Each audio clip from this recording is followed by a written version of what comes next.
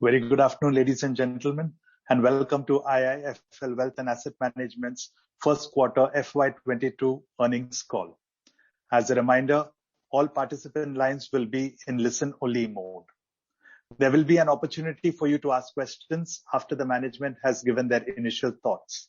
Should you require any assistance during this conference, please signal the host by tapping on the raise hand icon. Please note that this conference is being recorded. On the call today, we have with us Mr. Karan Bhagat, the Managing Director and CEO, Mr. Anshuman Maheshwari, the Chief Operating Officer, Mr. Mihir Nanavati, the Chief Financial Officer, and Mr. Pawan Mangnani, Head Strategy and Investor Relations. I now invite Mr. Anshuman Maheshwari to walk us through the key points of the first quarter. Over to you, Mr. Maheshwari. Thank you, Anil, and good afternoon to everyone on the call today. It's been a good quarter for us at IIFL Wealth and Asset Management. Momentum remains strong, and we have been able to focus on growth, on executing well on our critical strategic initiatives, and also initiating new ones as we look to sustain the performance and continue our delivery on growth as well as shareholder value. Most importantly, I think we are proud of being able to support our clients with advice, product innovation, and the required agility as they and we together with them navigate the current environment. Let me start with a brief overview on the financial performance of the company for the quarter ended June 30th, 2021. At the outset, quarter one has been a quarter of key milestones for us. We've seen our highest quarterly revenues, highest profit after tax, as well as highest quarterly net flows in the history of the company. In addition, I think importantly, we've also hit our targeted 20% tangible ROE. Some specific financial numbers on the assets under management side, our overall assets AUM increased 14% quarter on quarter and 33% over the last year to 2.35 lakh crores. With custody assets, our AUM stands at 2.83 lakh crores. I think importantly, our ARR assets increased 15% over the last quarter and over 60% over the last year to rupees 1.17 lakh crores. With this, the share of ARR assets in our total AUM stands at 50%, a critical milestone in our journey towards the recurring revenue model. Net flows have been extremely strong as well at over 14,000 crores.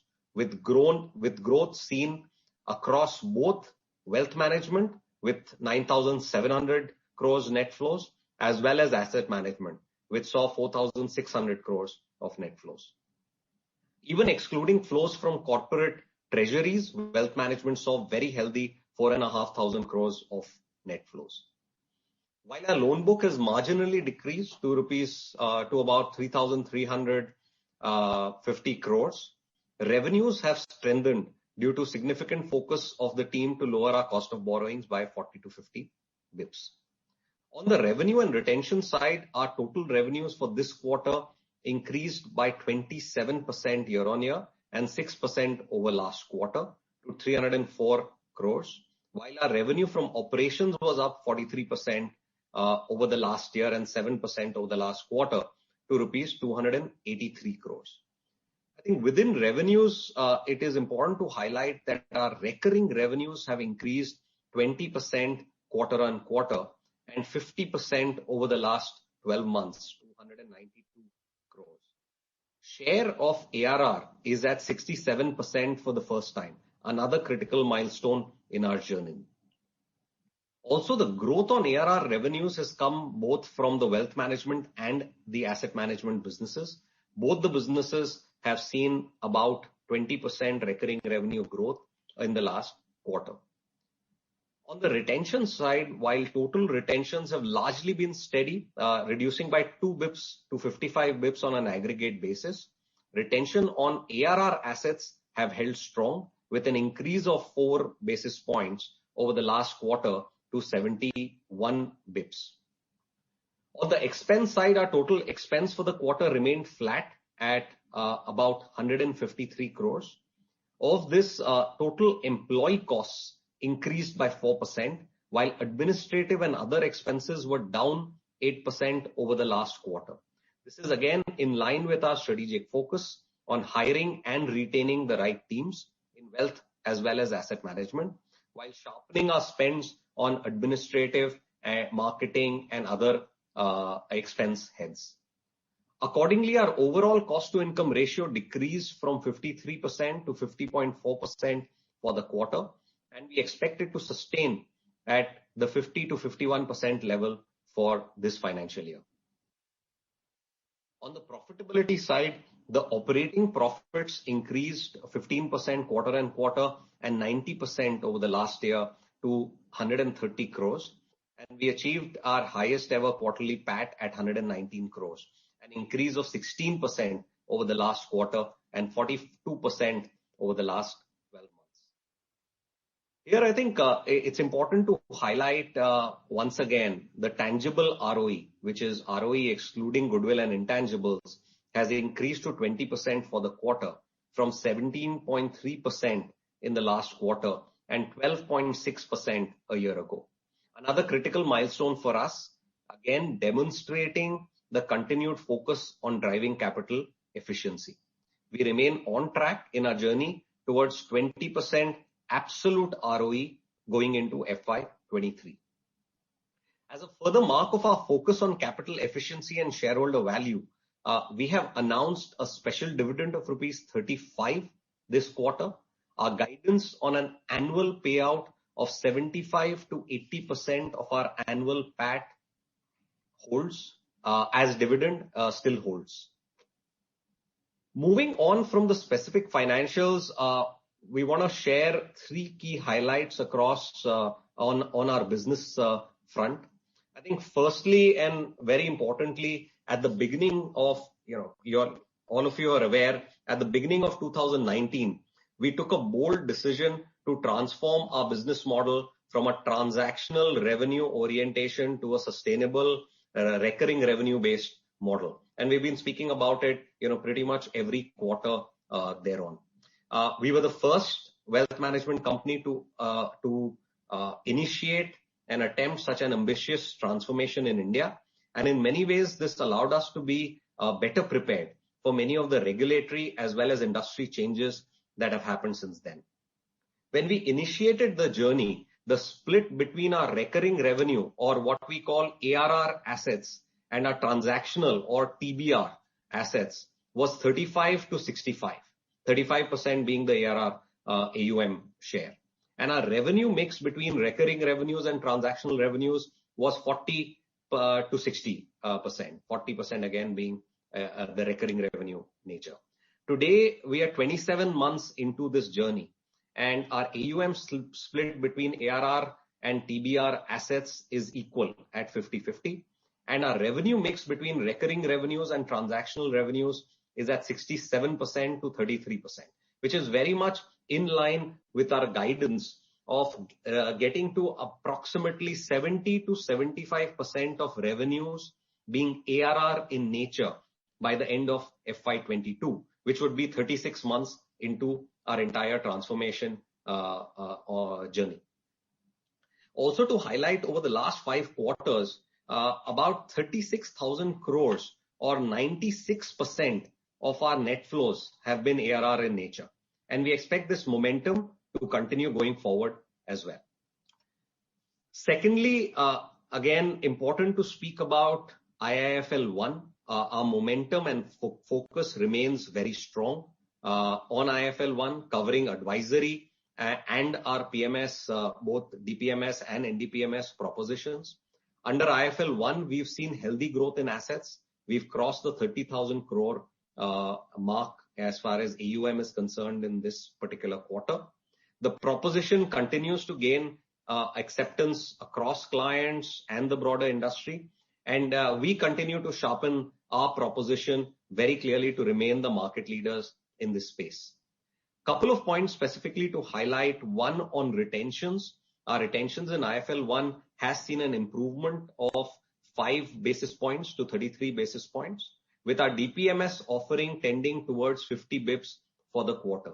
This is again in line with our expectations of IIFL One overall yielding 40 plus bips in steady state. The second is, I think we continue to invest in the right sales, product and advisory teams, hiring as well as upskilling of our existing teams to meet emerging client as well as industry requirements. The third aspect of our business that I just want to highlight is our alternates focused asset management business, which continues to go from strength to strength, with AUM doubling over the last quarter to 44,000 crores. As we had stated earlier, our focus here remains on 5 to 6 key strategies that we believe can scale to upwards of $2 to $3 billion each in the medium term. Momentum remains strong from each of our client segments, institutions, family offices and HNIs, and retention continue to be strong at approximately 70 basis points. This is also an area where we are investing significantly in each of our investment strategy teams to support the growth aspirations that we've highlighted above. Very quickly, covering 2 specific strategic focus areas for us.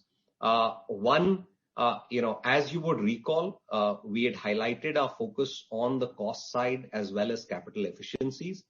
Our focused efforts on reducing cost continues to show benefit, as you can see from the lower cost to income ratio for the quarter.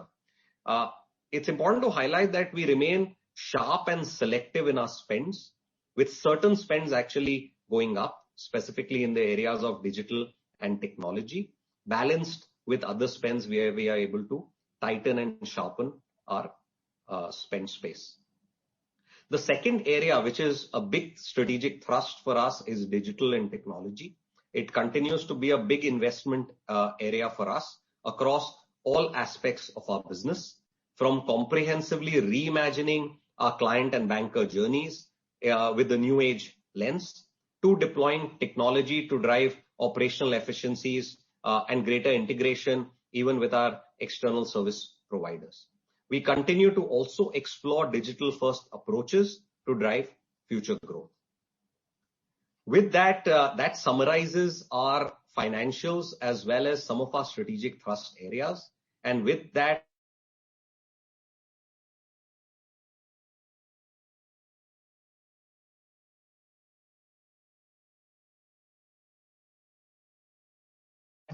may I remind you, please tap on the raise hand icon in case you wish to ask a question. Kindly introduce yourself and your firm and then proceed to ask your question. We'll give it a minute for the questions to line up.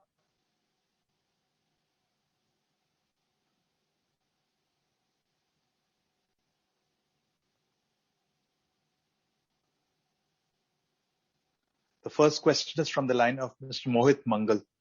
Kindly introduce your firm and proceed with your question. Yeah, hi. Thanks for the opportunity and congratulations on a good set of numbers. My first question is that this quarter we saw, the company earning a carry income of around, say, 13 million, which although small, but was recorded for the first time in last 2 years. So just wanted to know as to what schemes or strategies did help earn this carry income, and how do we see this going forward in the coming quarters? Thank you, Mohit. So I think the 3 million of carry income essentially is the carry which was earned from the sale of our co-investment in Nazara. We've not really still ended up booking any carry on our asset management schemes yet. Most of them will come up for expiries or maturity rather between September, October of this year, all the way to the next 24 to 36 months. All the schemes continue to be pregnant with carry today. And therefore, assuming markets stay at current levels, I think there's a high likelihood of most of our private equity funds, including the pre-IPO funds, yielding us a good benefit on the carry side in terms of the blind pool investments. What you see in the last quarter is only from a specific investment in the form of Nazara. Fine. Okay. Now moving to NBFC, we saw that the capital employed increased from around 1130 odd crores to around 1230 odd crores. So just wanted to know as to why we are increasing the capital employed in the NBFC business. That's just a function of retained earnings, Mohit, nothing else. So Okay. not really, no increase in capital really. Okay. And any, guidance in terms of the NBFC book, I mean, it's pretty much stagnant. So just wanted to know a little bit on that front as well. So I think the NBFC book will be as as I've kind of pointed out earlier, will not be proportionately growing to the AUM. I think it will kind of. There are two things really which are there on the NBFC and the investment side. I'll address both together. I think on the NBFC book side, I think we'll stabilize over the next 6 to 9 months in a range of around about the 4.5 thousand crore book at around about an equity capital of 1150 crores. At best, the book might move towards the 5,000 crore mark, but most likely to remain in the 4 to 4.5 thousand crore mark. Obviously, 3 to 400 crores of addition on an average right now is happening because of the buoyancy on the primary market side. But on a steady state basis, I think 4 to 4.5 thousand crores is the book we have to look at. I think the improvement on earnings is a function also of the lack of excess, or rather an optimization of the excess liquidity which was there last year. And on the investment side also, we are seeing a lot of efficiencies in being able to reduce our sponsor and non-sponsor investments in our own AIFs. Historically tended to be in the region of 1.75 to 2.25%. But as we are becoming larger and the brand is more powerful in the sense where we don't need to put that amount of money to show our alignment of interest with clients, we are hoping to get it down to around about 1 to 1.25% of the overall AUM on the alternate asset management side. So I think that investment book should also over the next 6 to 9 months see a reduction of around about 200 to 250 crores. Perfect. My last question is more generalized one. So I just wanted to understand, how a junior RM in your company is groomed, is he given a specific training, or a senior RM, shares some kind of a portfolio with him? Just wanted to get a sense as to how a junior RM is groomed in the company. So we really have, for the lack of a better word, two profiles. One I can call as a banker and the second is a senior banker. The banker really, for us would be an individual who spent 7 to 8 years in a priority bank already. So in that sense, it's not his first exposure to managing money. He would have spent at least 6-7 years on the priority banking side. But I think his largest exposure in that sense, therefore, comes around 3 things. First, I think, and the most important is on the ground training while sharing portfolios with the senior banker. The senior banker traditionally would have at least 12 to 15 years experience and the ability to have managed at least 5 to 10 relationships above 100 crores over the last 5 to 7 years. The second one is we run a structured a training program more on the softer skills. So that's kind of run through the year, and that's fairly focused, and especially through times like the last 15 to 18 months, I think it's been extremely valuable because it allows people to kind of stay fairly focused. And lastly, we run a fairly tight program on domain knowledge. But that's something which is, I guess, in some ways fairly standard, but keeps all our relationship managers fairly well engaged. But from a product standpoint and our ability to kind of communicate, I think one of the things which we've been able to build well is we do very, very regular town halls with all our bankers, senior and junior. And that serves as a very important place for all of us to engage. And it's a forum where everybody is able to contribute to new ideas and make it a big success. So in that sense, I think there is a fair degree of ability in spite of us now having 250-300 bankers for everybody to learn and also contribute. Perfect. That's all from all my side. All the best. Thank you. Yeah. Thank you, Mohit. We now move to the next question. We have a question from the line of Mr. Prashant Sridhar. Prashant, kindly unmute yourself and introduce your firm and ask your question. Sure. Thanks. This is Prashant from SBI.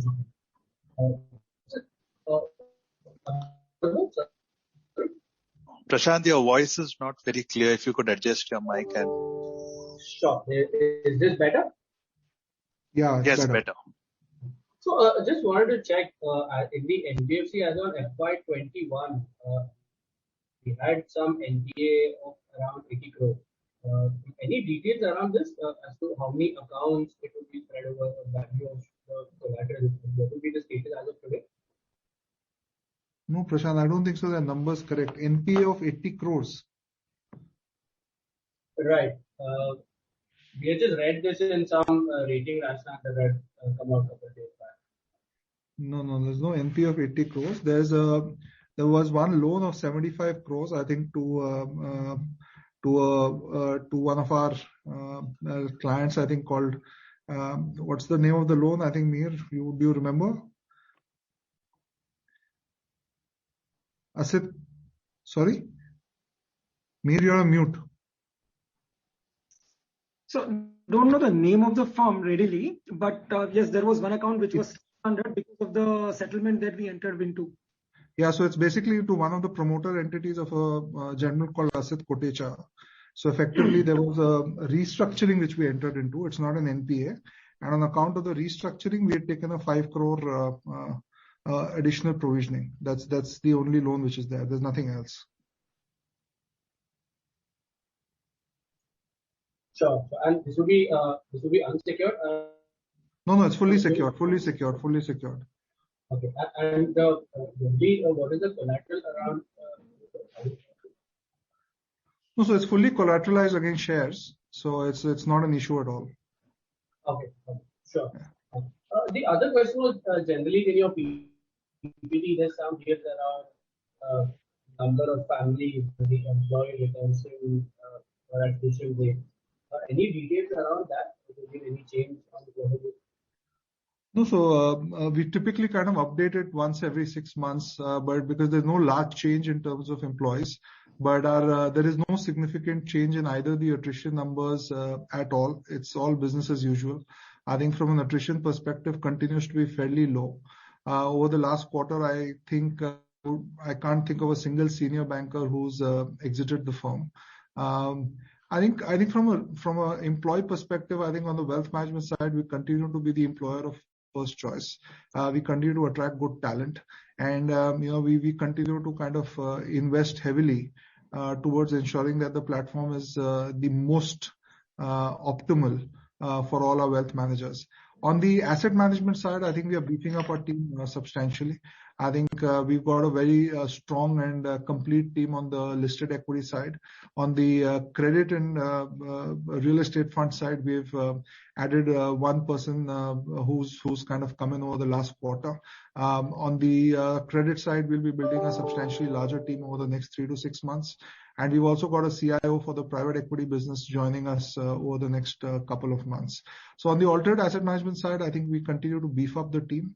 And on the wealth management side, I think it's pretty much business as usual.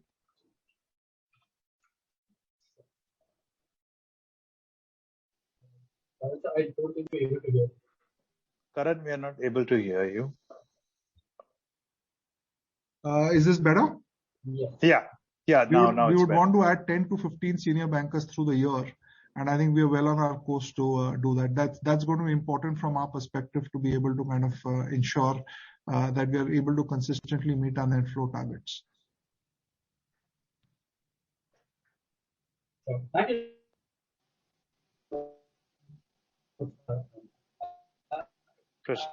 And the current count of senior bankers would be around 60, 70.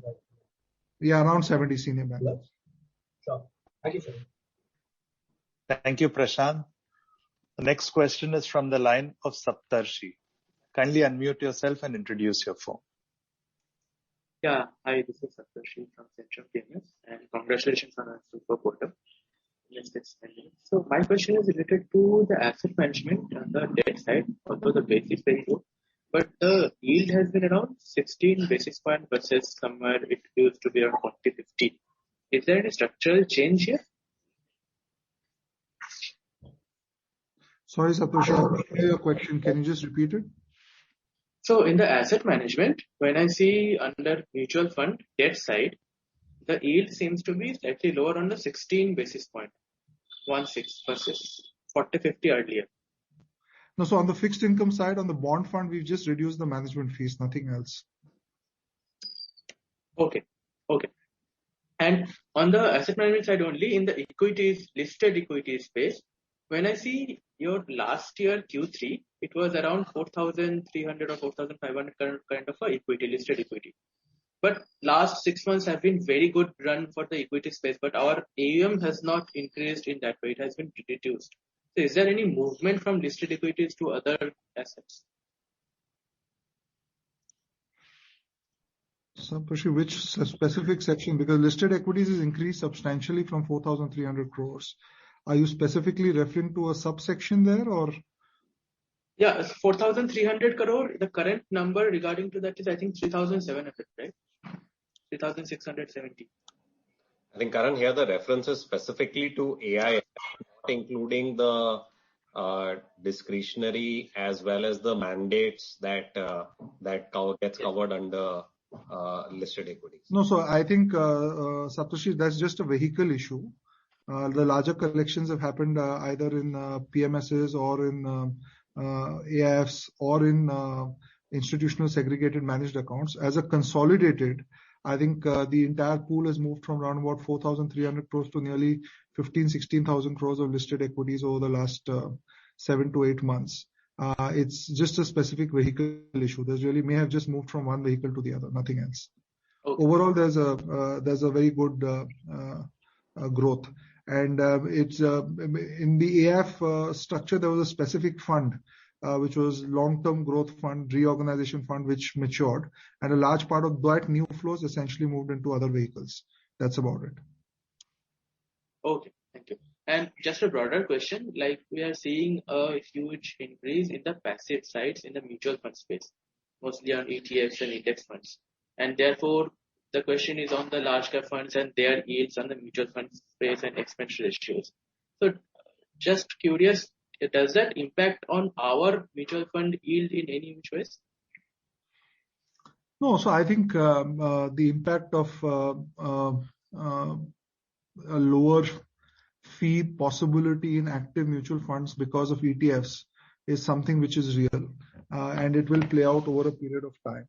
But at the same point of time, our overall dependence on our business on active mutual funds is fairly small. And as we go along, I think it's a trend which the entire industry will have to look at on the mutual fund side. If and when we build our mutual fund business, I think that's something which we'll be very cognizant of, and we will have to build the business keeping in mind the fact that active mutual funds, even on the equity side, may on the longer term move towards a 50-60 basis points yield, and ETFs will become a larger portion of the net new money in the market. So I think both those points have to be considered while building out a large mutual fund business. We obviously over the last 2.5 years have not kind of invested massively on building a distribution vehicle on the mutual fund side. But as and when we do it, we will need to build it differently because the economics on the mutual fund business are surely going to be impacted by ETF flows as we go along. Okay. And just one last question is, we have seen a lot of disruptions, both in terms of AMCs and broking industry, in terms of fintechs acquiring the market shares. Not so much on the lending side, but these cases in the AMCs and both in brokings, we have seen a lot of fintechs or maybe convenience-based players are getting market shares. Do you see any kind of threats, although it is a human-intensive business, it requires hand-holding of the clients, but do you see any kind of disruptions because of new players like, let's say, Ind Money kind of players? Do you see any disruption coming our way? So, Saptarshi, I think globally and in India also what we've seen is the following. I think brokerage businesses are the first to adopt. I think they move online very quickly and get disrupted very quickly also, which we've seen in many formats over the last couple of years. For the lack of a better word, the lower end of the wealth management pool, which essentially, if I'm just going to use, let's say, 10 lakhs to a crore, also typically has moved online much faster globally. And I think in India also, even today, that segment is not well serviced by anybody. So that 10 lakhs to 1 crore is ripe for a disruption from a good fintech player which can build a good interface. The 1 to 5 crore segment today is largely serviced by, or maybe 1 to 10 crores is largely serviced by priority banks. So all your large retail banks have a very, very good, effective priority banking teams which cover the wealth management needs of clients between 1 crore to 10 crores. I think that's where, again, we've seen the evolution of, for the lack of a better word, phygital models, which is a combination of physical plus digital assist models globally, where financial advisory with some bit of assisted touch has really worked well. Above the 10-15 crores globally and even in India, I think continues to be a fairly heavy touch model with the client. I think the ability to adopt and execute large fund trades above 10, 15, 20 crores has typically not happened. What has happened, however, is the interface with the client, the CRM package, the ability to provide analytics, the entire what-if analysis for an investment. All of that moves very quickly to a better user interface, but the actual execution of the trade and the interaction with the client globally and also in India, I think is far away from moving to a full-fledged digital model. So I think I don't want to kind of overture by saying that it will never happen, but I think the pace of adoption is at least the highest in the 0 lakh to the crore category. Between the crore to 10-15 crore category will be a kind of digital assist model. And I think in the segment we operate, which is broadly the $2 million plus category, I think the largest impact of digital kind of evolution will be on the way we manage the clients rather than them actually going online and executing the trades. Those are the trends we've seen, and also in India, it seems to be that way. And that's the way I think it will kind of head towards. Thank you. Thank you so much for the detailed answer. And all the best. Thank you, Saptarshi. May I remind you to kindly tap on the raise hand icon to ask your question. Next in line, we have Sanjay Kumar. Kindly unmute yourself and ask your question. Please introduce your firm too. This is Sanjay from iThought PMS. Karan, first question on the top line. We are paying out dividends and shrinking balance sheet, so we are not looking at acquisitions, I guess. So in that case, what would be your medium-term growth rate in, say, 2025, 26? No, so I think from a growth guidance perspective and paying out of dividends, I think in that sense, both are not necessarily massively correlated in that sense. I think from a dividend perspective, as we've pointed out earlier, I think from the core business perspective, we felt that there was an ability outside of acquisitions to pay out 2 tranches of dividends of 40 rupees last year and 35 rupees this year, which is what we've more or less done. The second part of the dividends obviously is something which is coming out of the operating profits every year. I think there we are fairly clear from a continuous perspective of growing our business and adding AUM both on the wealth and the asset management side. We really don't need addition of capital. But if you were to get into let's say growing a new business at some point of time, let's say if you want to build out a mutual fund, we may want to kind of maybe use 5 to 10% of our profits. But outside of that, really 85 to 90% of our profits should be kind of be able to be distributed as dividends without really impacting our growth projections for 2025, 2026. As far as the projections for 25, 26, I think both the businesses we are in, wealth management as well as alternate asset management, continue to have a fairly long rope. And if we can maintain our edges in terms of kind of ensuring that we are top of the line, both in terms of the advisory piece of the business on the wealth management side, and the product innovation on the alternative asset management side. I think there is no reason why the AUM can't grow at a clip of around about 12 to 15%, and correspondingly profits don't grow by 18 to 25% every year. So I think that's the way I would look at it. Obviously, there will be elements of operating leverage kicking in at different points in time, but I think a 12 to 15% AUM growth and 18 to 25% profit growth is possible, given the two businesses we are in. Okay. So with that, you mentioned operating leverage. The reason is we are back to FY19 levels in terms of profitability. Say PBT margins, it was 50% in 2019. We are back at 50% this quarter. So are we doing any initiatives to work either on our cost or to enhance our competitive edge? You did mention about tech and digital, but if you could speak a bit more in detail, that would be really helpful in terms of building a moat in our business. I think that's a great question, and I'll address it both from actually from three angles. From a revenue angle perspective, from a productivity perspective, and also from a cost perspective, because all three parts are equally kind of relevant. Let me start with the revenue piece itself. Okay, so I think from a revenue piece itself, I think the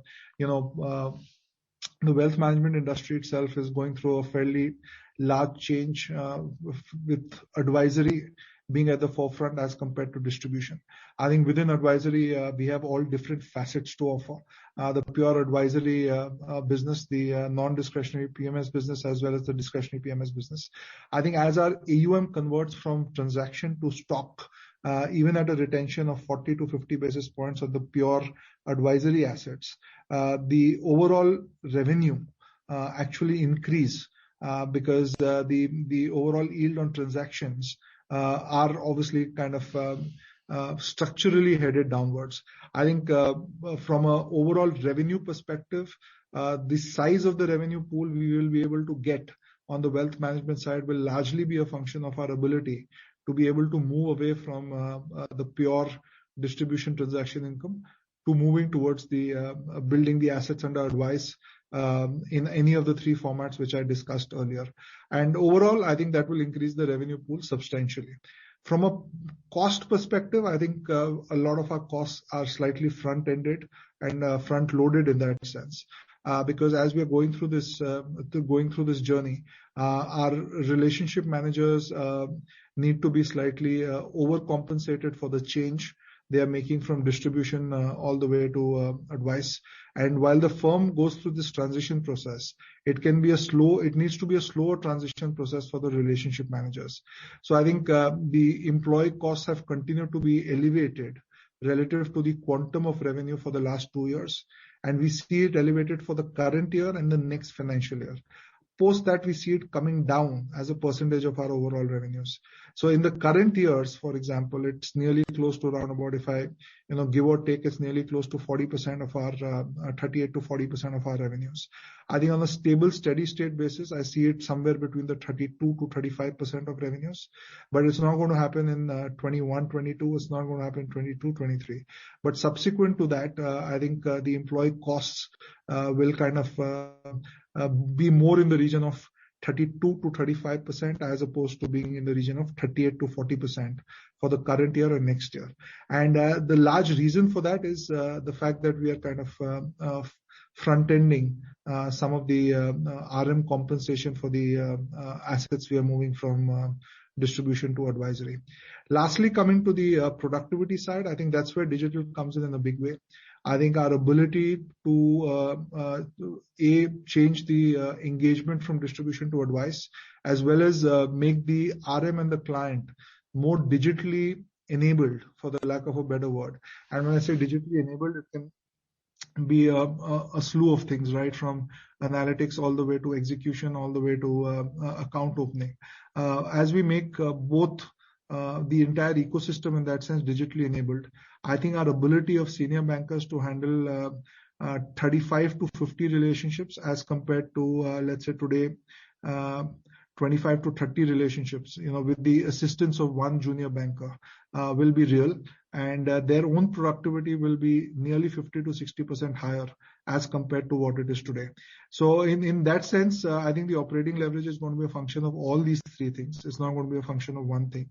And I think there is a lot of operating leverage in the business, but we'll have to work very hard on all these three aspects to ensure that we are able to get the best out of it. Okay, thank you for a detailed answer. Thanks. Thank you. Thank you, Sanjay. Kindly tap on the raise hand icon to ask your question. Next on line, we have Mr. Shubhranshu Mitra. Kindly unmute yourself and ask your question. Please introduce your firm. Hi, can you hear me? Yes. Right. Yes, go ahead. So I'm slightly new to the business model as such. Fairly basic questions. So first part is, how many RMs do we have? What's the vintage with our firm? And what's the average ticket size and relationships that they carry? That's the first, just to understand the business driven by them. The second is, you did explain about the fintech part, but any kind of tech investments that we ourselves are doing in order to minimize some amount of human intervention. Just two questions, fairly basic. I'm slightly new to this business models. No problem at all. No, so I think the answer to the first question is we have approximately, give or take, 300 odd bankers interfacing with clients. We service around about 6,500-7,000 families across the country. So broadly speaking, a banker is interfacing with around about 20 to 25 active families. We would have around about 68 to 72 senior bankers, which effectively means we have a 3.5 to 1 ratio in terms of senior bankers to junior bankers. Typically, the cost economics work in a way where the minimum cost to serve ratio for us, for a client to be profitable for us in the longer term at a retention of around about 50 basis points works out to around about $2 million. So that's typically north of $2 million in terms of financial assets with us is typically our target segment, which would represent those 5,500-6,000 families. And from an economics perspective, broadly speaking, on a steady state basis, employee cost would be in the region of 32 to 35%, and the remaining cost would be in the region of 15%, leading to a cost to income ratio of around about 48 to 50%. That's the broad economics. And in terms of the ability of bankers to handle relationships, I think what we've seen globally with the aid of technology, it can move up from 20-25 to around about 35 to 40. But that's on the banker side. I think one of the key abilities to see a proportionate growth in the number of clients relative to the bankers is also the ability to hire senior bankers, because really the junior bankers are able to go out and get the right set of clients only if they have the right set of assistants within the firm. So that's something which needs to go hand in hand along with the addition of junior bankers for us really to be able to multiply that number by 25 or 30 or even 35 or 40 in the long term to arrive at the right size of number of families which we can service. On the technology side, I think there are a lot of opportunities across the entire stack. So when you say reduce human intervention, that's absolutely correct. While we don't expect clients to go and execute and actually take decisions online, it does not reduce their expectation or their desire for human intervention in terms of processes and analytics to become the best possible. So whether it's our own relationship managers, bankers, as well as our clients, the expectation is very large from us to be able to have all the processes, all the analytics, all the review processes as digitized as possible. We are running a fairly large project with Accenture over the last 3 to 4 months, which will extend over the next 12 to 18 months, through which we are hoping to achieve close to maybe 85 to 90% digitization as much as possible, all the way from account opening to portfolio analytics and review decision making with clients. So we've been ahead of the curve, especially in terms of our portfolio aggregation tools with clients with the acquisition of Altior, which we made a couple of years back. But I think a lot of improvement is possible. And as Anshuman pointed out in his initial opening notes, I think that's where a disproportionate part of our incremental spend is being invested in. Sure. Thank you. That was very, very helpful. Thank you. Thank you, Mr. Mitra. Kindly tap on the raise hand icon to ask your question. Next on line, we have Atul Mehra. Kindly unmute yourself and introduce your firm and ask your question. Yeah, hi. This is Atul here from Motilal Oswal Asset Management. Hi, thanks for your time, Karan. Hi, Atul. So just one question to begin with. In terms of how do you see the risk of fragmentation in wealth management industry? Because given it's all very, very large, say for example, each RM is managing 1,000 crores. We have seen that over the years, some RMs have moved out and been on their own, and they're doing fairly well in some sense. So how do you see the risk, especially now that we are listed, most of the ESOPs are in the money and so on and so forth. It's not like the young stage that we had 10 years back, when a lot of ESOPs were in the money to a very large extent. So how do you see that risk for you in the next 3 to 5 years? That's a great question. I think if you see globally also, I think at the end of the day, the number of private banks has remained consolidated. I think if you also see across maybe Asia, the private banks which are really large are only 4 or 5, right? So I think India is also seeing a similar consolidation on the private wealth firms. What the largest competition eventually may end up coming from, independent financial advisors or external asset managers, which essentially is what you're referring to in terms of disaggregated relationship managers who've quit from their earlier jobs. However, having said that, what's happened is the following. These relationship managers end up working with the clients, but really need a platform to execute. And the ability of each of these clients to go out and set a platform is really, really difficult. 9 times out of 10, or maybe 8 times out of 10, we still ended up seeing all these ex-relationship managers who are running family offices for clients, still ending up appointing 2 or 3 wealth managers to be able to execute pretty much everything. So what that does more often than not is not substitute our work, but maybe formalize the process for the client a little more, help him set up more processes, but is not really eliminating us, because the dependence of all of those individuals to come to us in terms of both deal access as well as execution access continues to be very, very high. It's not something which can be built by every individual in every family office in his own way. That's going to be a really, really tough. And when I say the platform, it means everything, right? It means everything from products, the investment team, the entire technology piece, aggregation of the portfolios. It's not possible to be done by one individual in one sitting in one client's office. So I think in that sense you will see more and more of that happening, but it's unlikely it is going to substitute the 4 or 5 of us from an advisory perspective with the client. I think we will be interfacing with one more individual in the client's office who's slightly more savvier than, let's say, what the client was traditionally. But outside of that, I don't see too much of an engagement change. On your specific question in terms of IIFL Wealth and ESOPs and so on and so forth, honestly, we've crossed that curve, because a large part of the ESOPs were even vested to the employees nearly a couple of years before we listed. And even prior to listing, we've had 3 rounds of private equity raise from GA, and from a second round just before listing, and a third round which was close to listing. So I think in that sense, employees had the option to exit their ESOPs at different prices over many, many years. I think what's really kept our attrition rates low is not either a big participation or low participation in ESOPs. It's essentially the ability of the platform to allow the relationship manager to go and get the highest wallet share from the client. And I think that's the true test. Everything else is a function of that.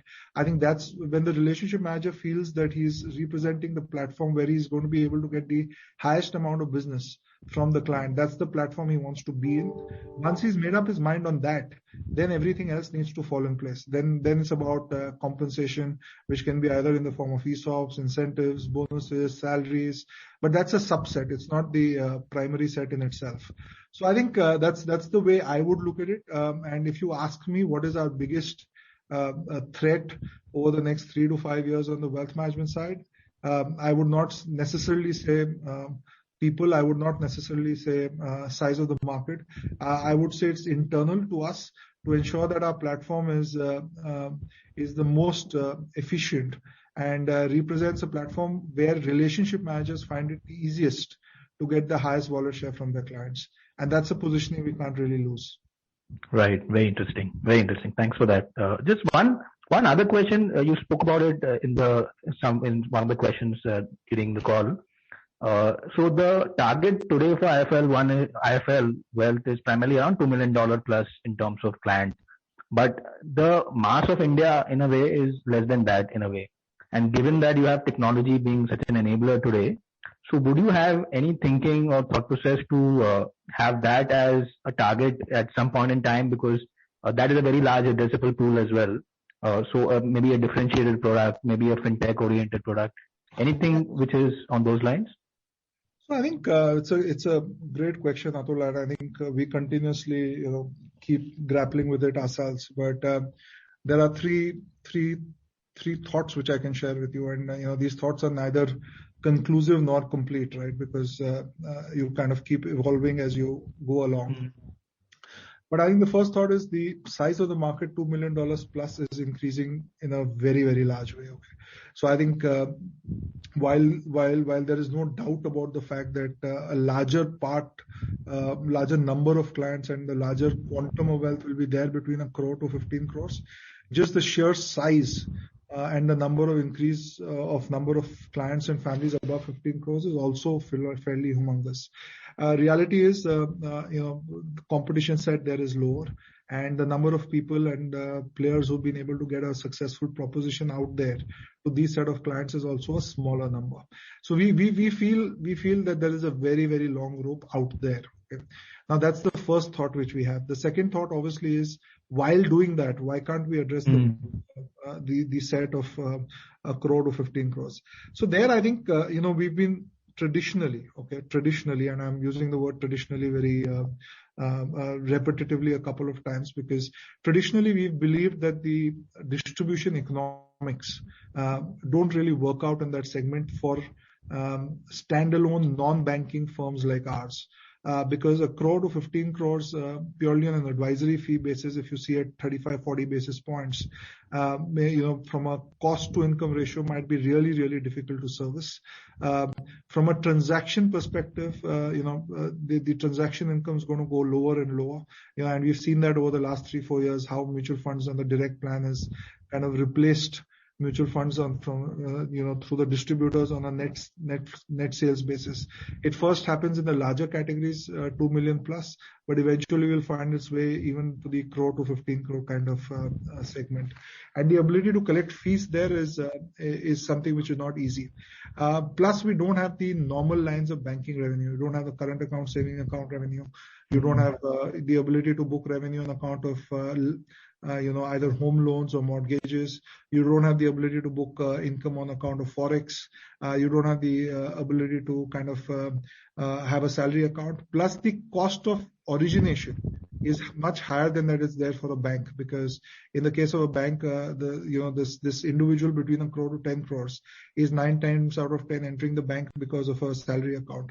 So I think both on the cost of origination as well as the ability to book different lines of revenue, a pure wealth management firm will be a little bit more challenged than a bank. So therefore, the distribution economics is not easy. Can all of this be now improved better and more efficiently delivered through a more digital fintech platform to make the distribution economics work, I think is the golden question. And that's something which we are all solving for. How to solve for it, either through a more product format, either through the mutual fund format, or through a pure fintech advisory format, is the question we are all grappling with. I don't think we have the right answer just yet, but it's something which we keep working on. And sooner than later, once we have the right answer, we'll think about it. But as we speak right now, a pure fintech advisory for a client segment between 1 to 10, 15 crores is something which is not immediately making sense from a pure economics perspective. I think if we can package it in some constructive format where it can be offered as a product, we can make the right economics on it, and yet we are able to kind of offer a phygital kind of service where it's a digitally assisted platform.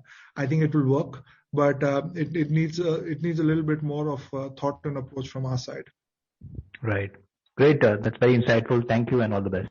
Thank you. Thank you. Thank you, Atul.